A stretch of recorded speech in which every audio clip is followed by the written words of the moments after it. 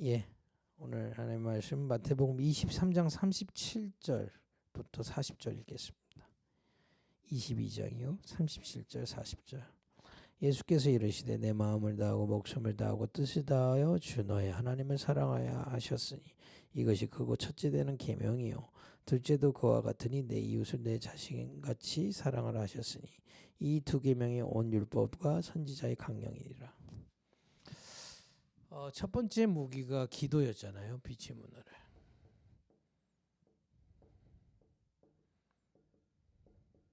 이걸 위한 무기 두 번째는 뭐냐?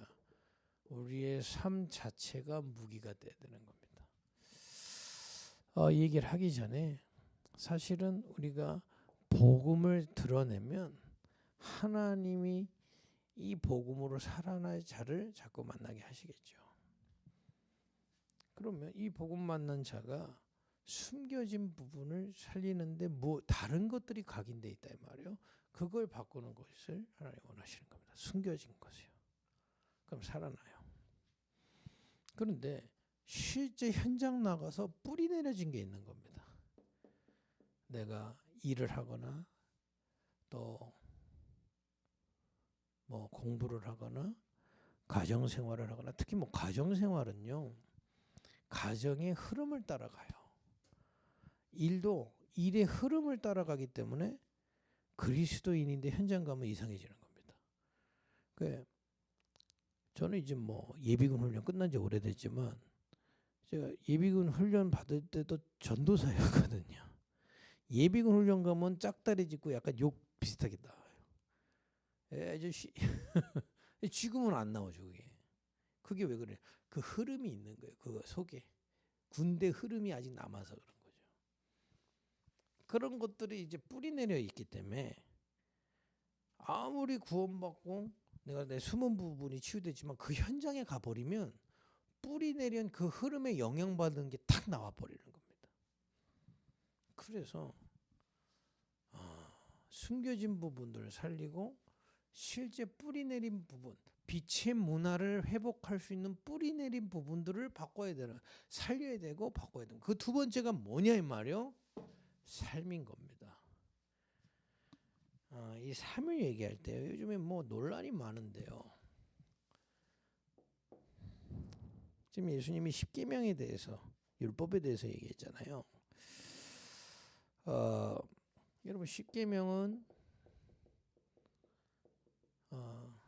출애굽기 21장에 예수님이 주신 겁니다. 이게 율법이 폐해졌을 때 이게 폐해졌을까요? 아니라니까요.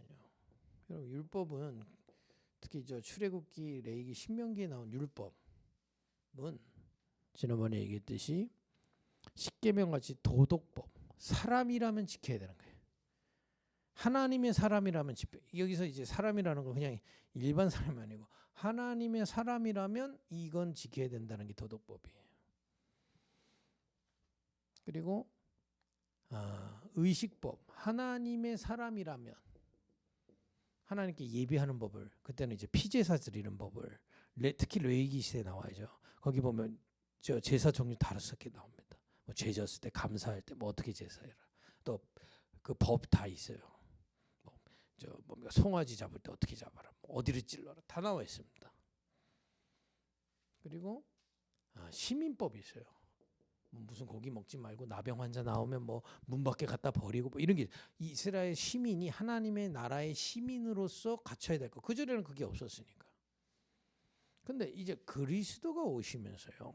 십자가에서 완성하셨을 때 뭐가 찢어졌죠? 성막의 휘장이 위에서 아래로 찢어졌죠. 이거 없어진 겁니다. 그리고 만민을 구원하실 길이 완전히 열렸기 때문에 시민법도 없어진 겁니다. 그런데 이제 율법, 우리가 율법 그랬을 땐 요건 남아 있는 거예요. 그 얘기를 지금 예수님이 하신 겁니다. 이 보니까 너의 하나님을 사랑하라. 그리고 39절에 이웃을 사랑하라. 한마디로 도덕법이 뭡니까? 이제 우리가 누려야 될 중요한 거는 하나님을 사랑하는 거. 이제 10계명 1계명부터 4계명이 이게 뭐 우상 숭배하지 마라, 뭐 다른 것에 절하지 마라, 뭐 이 얘기가 이겁니다. 만들지 마라. 오직 하나님만 사랑해라.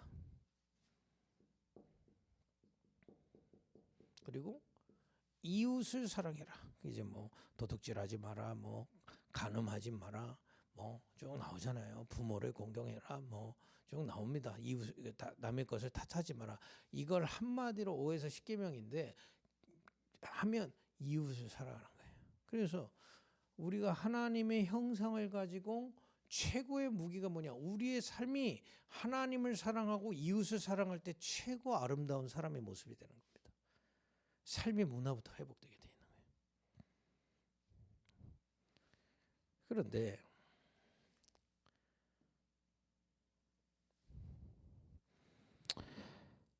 예수님께서 마태복음 5장에 무슨 말을 하셨냐면요. 이걸 얘기하시면서 중요한 단서들이 좀 있어요. 거기에 보면 마태복음 5장에 나중에 공부할 기회가 있겠지만은 예배를 얘기하시면서 야, 네 친구하고 싸우고 나서 그게 무슨 예배야? 가서 화해하고 와서 다시 예배해. 이런 기억하시나요? 한마디로 뭐냐? 예배 행위가 율법 지킨 게 아니다 이 말이에요.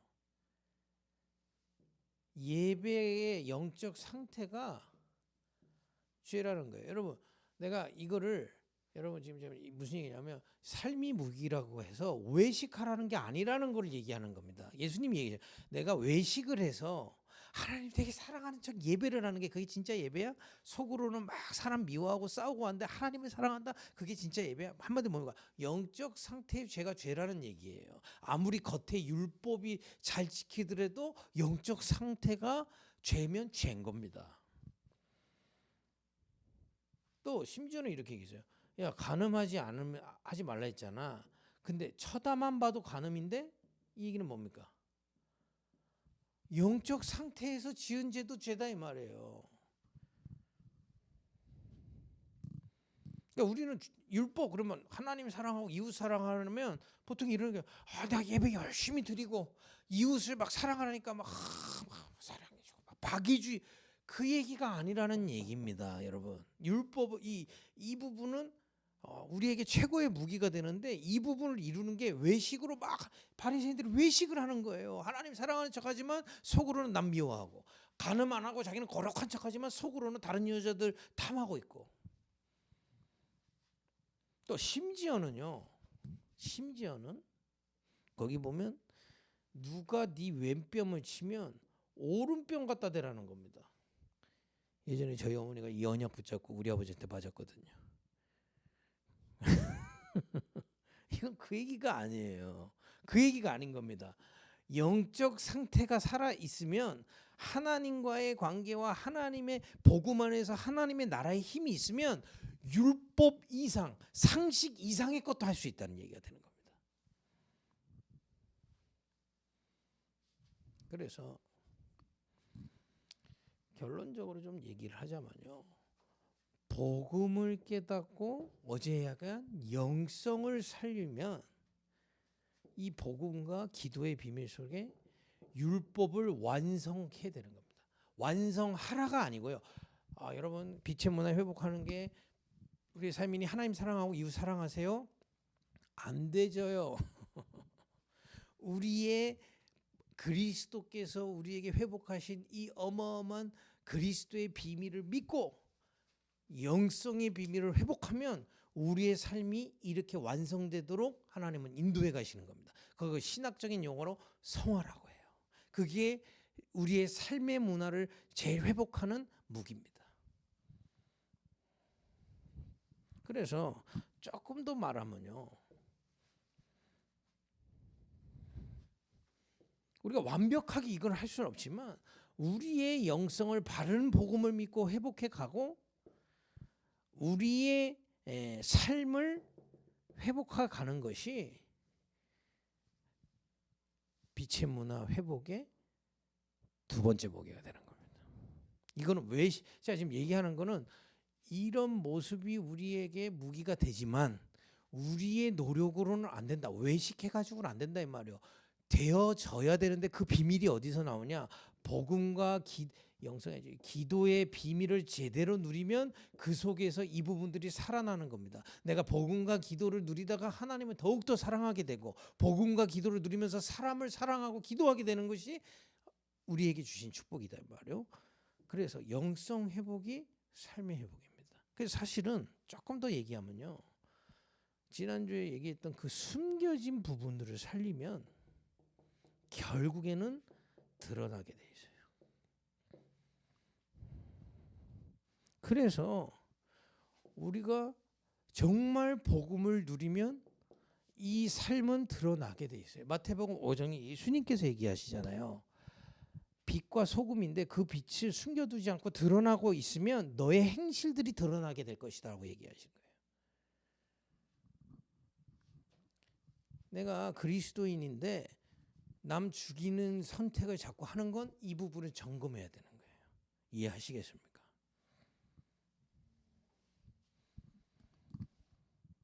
그러니까 이 부분은요 상당히 좀 이게 막 굉장히 요즘에 말이 많더라고요. 여러분 사람이 죄를 졌을 때는 여기서 벗어났을 때는 아까 예수님 얘기가 그거 그냥 온 게 아니라는 겁니다. 반대로 내가 뭔가 사고를 쳤다 할 때는 그 이전부터 늘 영적인 상태가 이 복음과 기도가 흔들리고 있었다는 얘기가 되는 거거든요. 그거는 그 사람을 죽여야 될, 그 사람을 회복시키려면 어디로 회복시켜야 되느냐? 지난주에 우리가 얘기한 숨겨진 부분을 바뀌어줘야 돼요. 그래야 그 영성이 살아나야 삶이 회복돼서 전도운동의 증인으로 설 수 있는 겁니다. 그래서 여러분과 제가 주의해야 될 게 있어요. 갈라디아서 3장 24절에 율법을 보고요. 초등학문이라고 돼 있어요. 이걸 지켜야 되는 게 아니고요. 이건 최소한의 기준을 얘기하는 겁니다. 이거를 내가 억지로 한다고 해서 되지는 게 아니에요. 이 부분들이 사여지고 영성이 회복되지면 우리의 삶이 완성되는 삶으로 자꾸 변화가 일어나는 거예요. 주님의 역사가 내 삶에 일어나기 시작하는 겁니다. 그걸 보고 하나님의 나라가 나의 삶에 임한다는 겁니다. 그래서 자꾸 율법을 가지고요. 절대 여러분 정죄의 도구로 사용하지 마세요. 그죠? 비판의 도구로 사용하지 마세요. 여러분 죽습니다. 왜냐? 정죄와 비판할 때 제일 무서운 게 뭔지 아세요? 나는 이 부분이 완전하다는 착각이 오게 돼 있어요. 절대 그렇지 않습니다. 그러면 율법을 어떻게 써야 됩니까? 자신을 비추는 거울로 쓰세요. 자신을 비추는 거울입니다. 그렇구나. 내가 더욱더 복음 속으로 들어가야 돼. 이유. 내가 더욱더 나의 기도 속에 영성 속에 들어갈 이유. 내 삶이 주님의 은혜로만 회복돼야 될 이유 발견해 가는 겁니다. 그죠? 이런 여러분들과 저의 삶이 훌륭하게 살 수 없어요.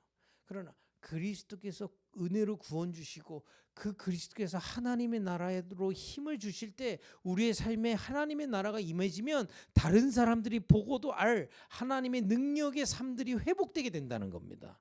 우리가 믿어야 돼요. 안 믿고 있으면 계속 삶에서 무너지는 겁니다. 믿어야 돼. 우리의 숨겨진 부분들이 계속 살아날 때 결국에 우리의 삶도 하나님의 나라가 임하고 그 하나님의 나라를 통해 복음의 문화들이 회복되게 되는 것입니다.